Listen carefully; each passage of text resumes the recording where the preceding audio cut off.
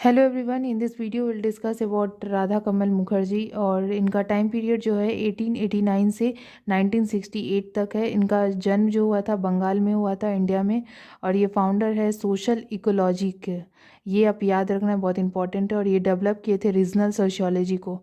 और इनका वर्क जो है इम्पॉर्टेंट वर्क जो आर्ट और वैल्यू पे, वैल्यूज़ जो टर्म है इसको आप अच्छे से याद रखना, क्योंकि हर बार आ रहा है। आप यदि PYQ लगा रहे हो तो आप देखोगे कि राधा कमल मुखर्जी से दो चार चीज़ है जो बहुत इंपॉर्टेंट, जैसे वैल्यू, और उसके बाद है इंट्रीगेटेड और ट्रांस डिसिप्लिनरी अप्रोच का यूज सोशियोलॉजी में किसने किया है, तो राधा कमल मुखर्जी। ये आपको याद रखना अच्छे से। कंबाइन इन्होंने किया था क्लासिकल अप्रोच को एम्पेरिकल सोशियोलॉजी के साथ। और इनका वर्क जो है, ये वर्क किए थे डेंजर ऑफ डिफॉरेस्टेशन के बारे में। और इनका फोकस है अर्बन सोशल प्रॉब्लम पे उसका फोकस है। और एमिलियोरेटिव अप्रोच का यूज किया। एमिलियोरेटिव अप्रोच मतलब होता है कि इम्प्रूव करना और मेकिंग समथिंग बेटर।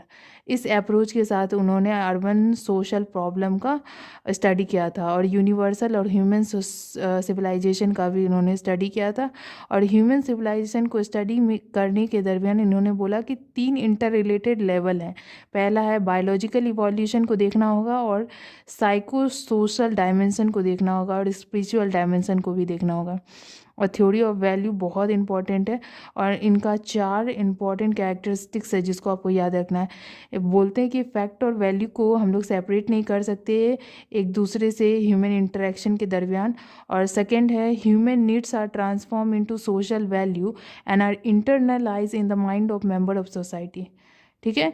थर्ड है value are both general and objective, measure by empirical method के थ्रू हम मेजर कर सकते हैं। और वैल्यू जो है वो सेटिस्फाई करता है value basic impulse of man and women in orderly fashion.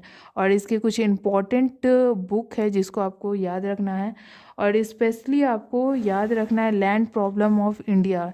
आप देखोगे PYQ यदि आप निकाल के, मैं यही सजेस्ट करूँगी कि जब भी आप 26 थिंकर को कंप्लीट करो तो उसका PYQ जैसे अरिहंत हो गया, औसवाल का हो गया, या फिर आप है ना किसी ऐप के थ्रू, ऐप भी है 2012 से 2021 का, उस पे आप अपना PYQ भी आप है ना लगा सकते हो। उससे आपको मालूम चलेगा क्या क्या क्वेश्चन आ रहा है इस थिंकर से। और अब तो थोड़ा पैटर्न भी चेंज हो रहा है कि सीक्वेंसली आपको इन वर्क को ऑर्डरली अरेंज करना होता है। तो वो चीज़ आप ध्यान रखना। और अदरवाइज़ इससे 3 बुक जो हर बार आ रहा है वो बहुत इंपॉर्टेंट है।